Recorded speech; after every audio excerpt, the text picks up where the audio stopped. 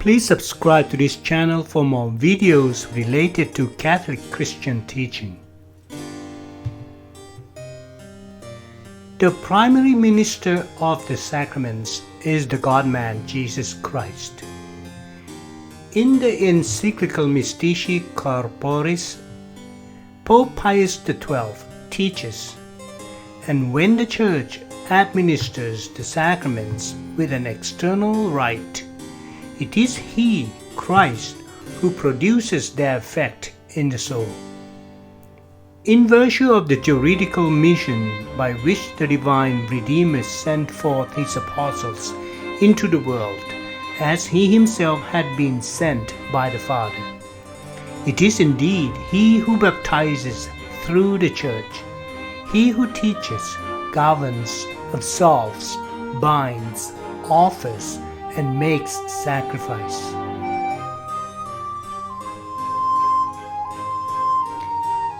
Sententia certa refers to teachings without final approval, but clearly deduced from revelation.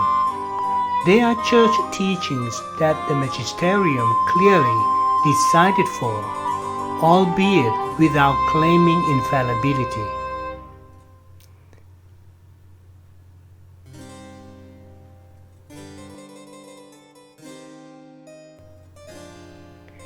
St. Paul says of Christ Himself that He purifies the persons, being baptized by the bath of water, in order to make her holy by cleansing her with the washing water by the word.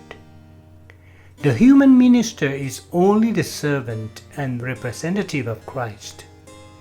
Think of us this way, as servants of Christ and stewards of God's mysteries. So we are ambassadors for Christ.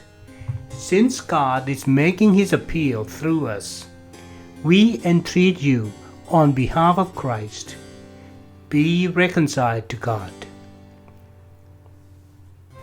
John chapter 1 verse 33 says, I myself did not know Him, but the one who sent me to baptize with water said to me, He on whom you see the Spirit descend and remain is the one who baptizes with the Holy Spirit. St. Augustine comments on this passage that Peter may baptize, but it is this one who baptizes. Paul may baptize, but it is he who baptizes. Judas may baptize, but it is he who baptizes.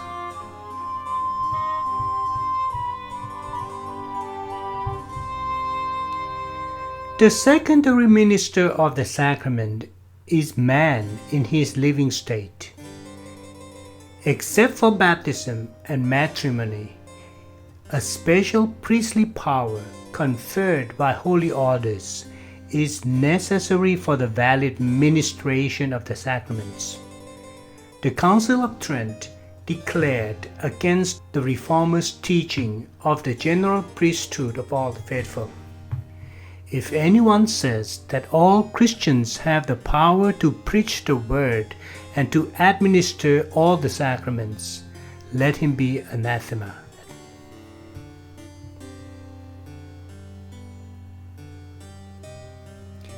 In the Catholic Church, the ordinary minister of baptism is a bishop, priest, or deacon, and in normal circumstances, only the parish priest of the person to be baptized or someone authorized by the parish priest may do so licitly.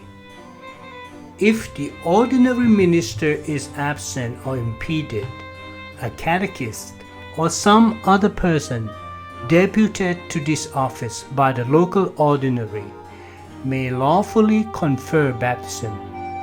Indeed, in a case of necessity, any person who has the requisite intention may do so, even a non-Catholic or a non-Christian.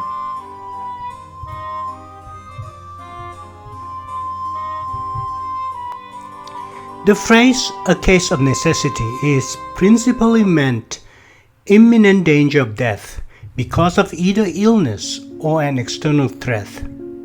The requisite intention is the intention to do what the Church does. Through the rite of baptism, the Church considers that the effect of the sacrament is not produced by the person who baptizes, but by the Holy Spirit.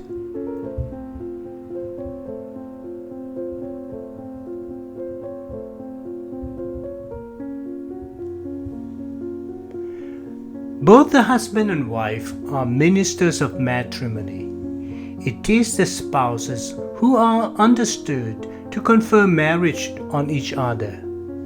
The spouses, as ministers of grace, naturally confer upon each other the sacrament of matrimony, expressing their consent before the Church. This does not eliminate the need for church involvement in the marriage. Under normal circumstances, canon law requires, for validity, the attendance of the local bishop or parish priest, or a priest or deacon delegated by either of them, and at least 2 witnesses.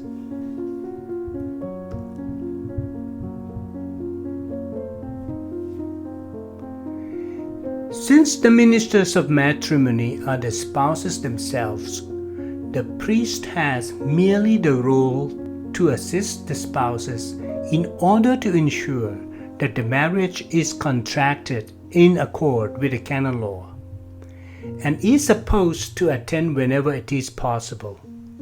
A competent layperson may be delegated by the Church or may just attend in place of the priest, if it is impractical to have a priest attending. In the event that no competent layperson is found, the marriage is valid even if done in the presence of 2 witnesses alone. As the human minister acts as the representative of Christ, in persona Christi, he requires for this purpose a special investment with full powers by Christ or by the Church of Christ. Anyone whom you forgive, I also forgive. What I have forgiven, if I have forgiven anything, has been for your sake in the presence of Christ.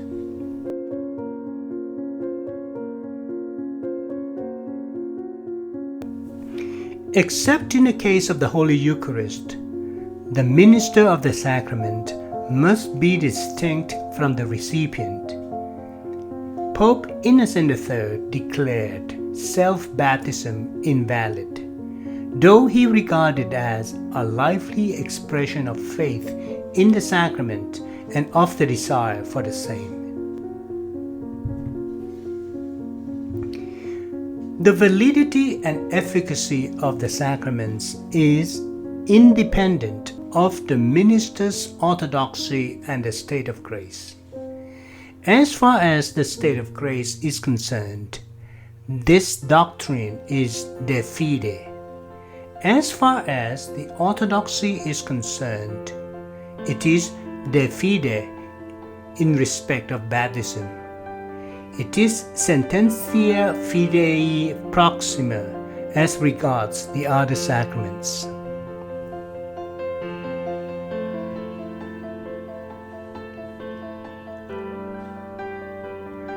Sententia fidei proxima refers to teachings generally accepted as divine revelation, but not defined as such by the magisterium.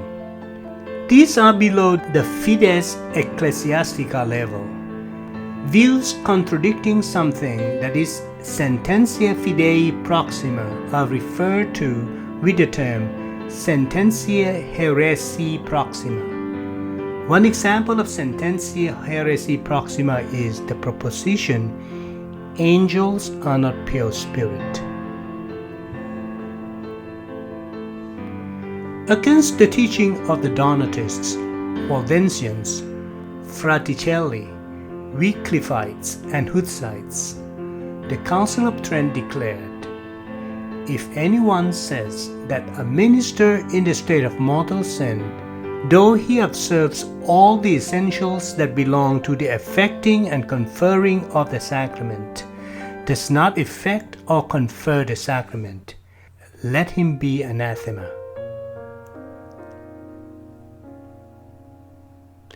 In the controversy about the baptism by heretics, Pope St. Stephen I, appealing to tradition, decided against the bishops St. Cyprian of Carthage and Firmilian of Caesarea that baptism administered by heretics is valid.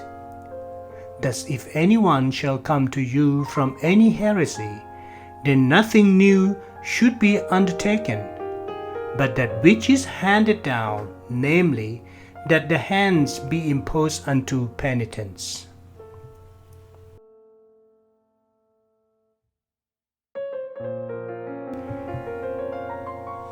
The era of Donatists, who demanded not merely orthodoxy, but also the being free from all mortal sin for the valid administration of the sacraments, was rejected by St. Optatus of Milevis and especially by St. Augustine, on the ground that the primary minister of the sacraments is Christ.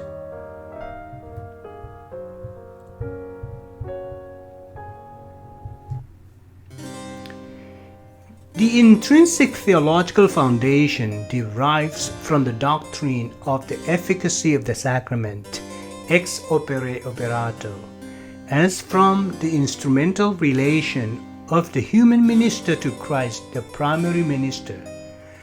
As an instrument is effective in virtue of its principal cause, Jesus Christ, so the efficacy of the sacrament is independent of the subjective constitution of the minister.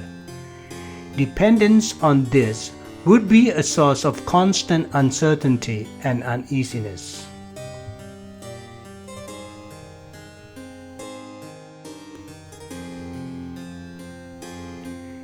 Ex opere operato is a Latin phrase meaning by the work performed. In reference to sacraments, signifies that they derive their efficacy not from the minister or recipient, but from the sacrament considered independently of the merits of the minister or the recipient. For the work which receives its efficacy from the condition of the agent, the term used is ex opere operantis, meaning by the work of the worker.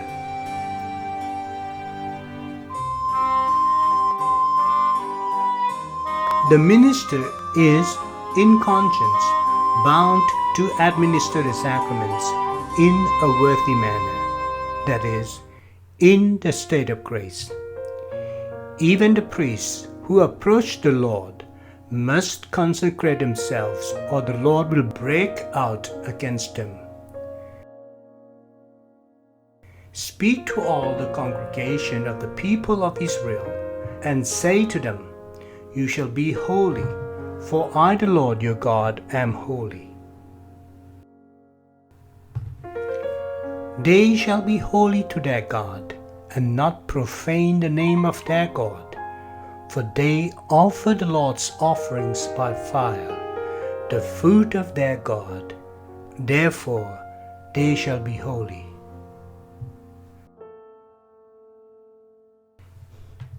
The administration of the sacrament in the state of mortal sin is a sacrilege. An exception is the administration of baptism in case of danger of death, because the minister of the baptism of necessity does not function as an official servant of the Church, but comes to the help of a person in an emergency. The Roman Catechism bids, "One must always insist that the holy must be treated in a holy and reverent manner."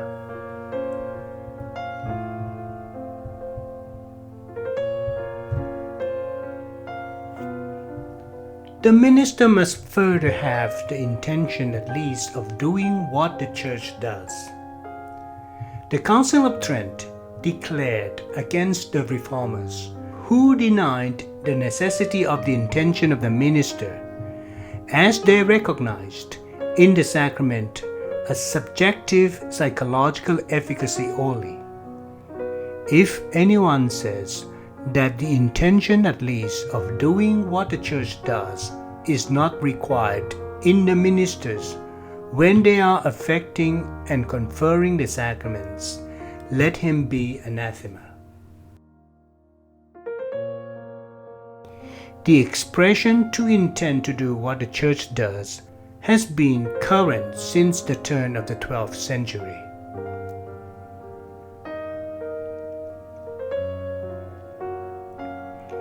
The Church Fathers did not discuss the necessity of the intention. They see the proper intention included in the proper consummation of the sacramental rite.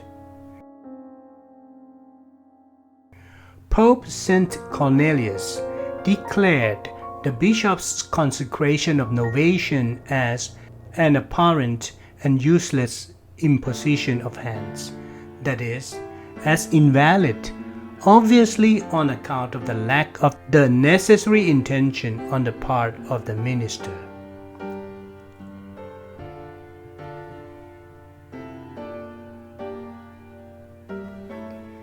The necessity of the intention is based on the following arguments.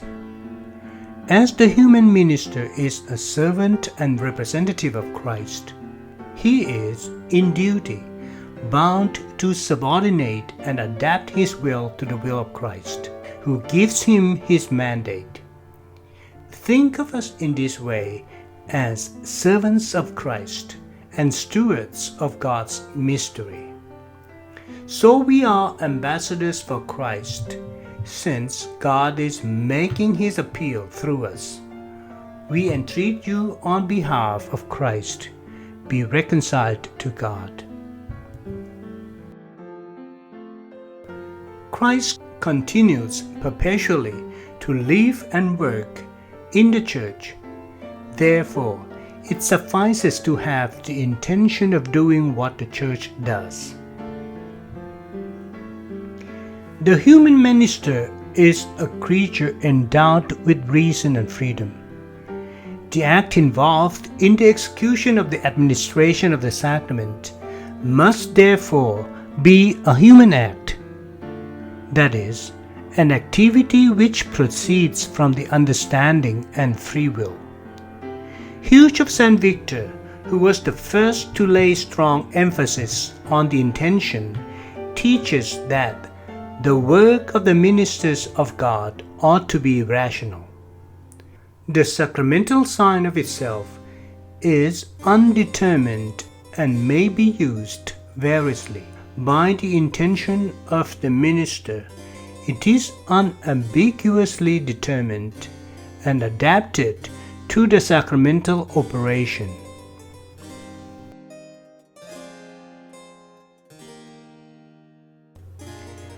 From a subjective point of view, the ideal is an actual intention, namely, that disposition of the will that exists before and during the sacramental function.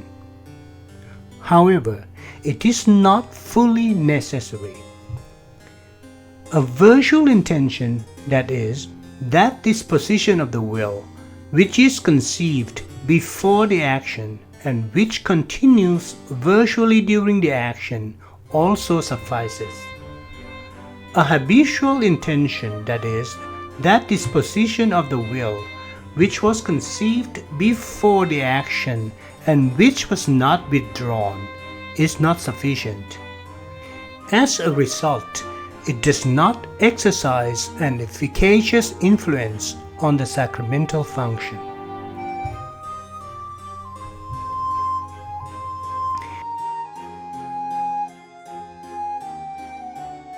Objectively considered, the intention of doing what the church does suffices. The minister, therefore, does not need to intend what the Church intends, namely, to produce the effects of the sacraments. For example, the forgiveness of sins. Neither does he need to intend to execute a specific Catholic rite. It suffices if he have the intention of performing the religious action as it is current among Christians.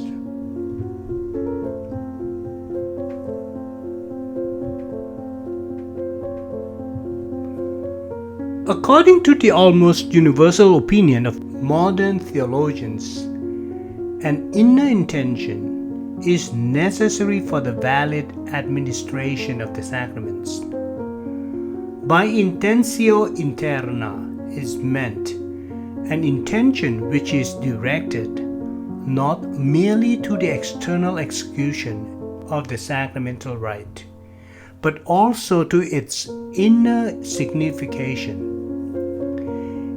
Insufficient is the view of numerous theologians of early scholasticisms, as well as many theologians of the 17th and 18th centuries, who believed that a merely external intention is adequate, that is, one directed towards merely performing the external action with earnestness and in the proper circumstances, without having in mind the internal religious significance. The merely external intention is not compatible with the notion of intending to do what the Church does, or with the status of the minister as a servant of Christ. It is also not compatible with the religious end of the sacramental sign, which in itself is capable of many interpretations, or it is with the declaration of the Church. Pope Alexander VIII in 1690 rejected the following propositions. Baptism is valid when conferred by a minister who observes all the external rite and the form of baptizing, but who says in the heart, I do not intend to do what the Church does.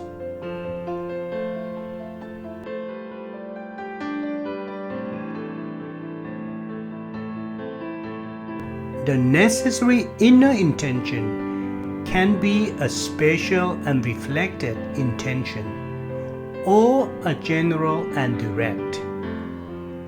This is according to whether the inner religious significance of the sacramental action is intended in particular or only in general, with or without reflection on the purpose and effects of the sacrament.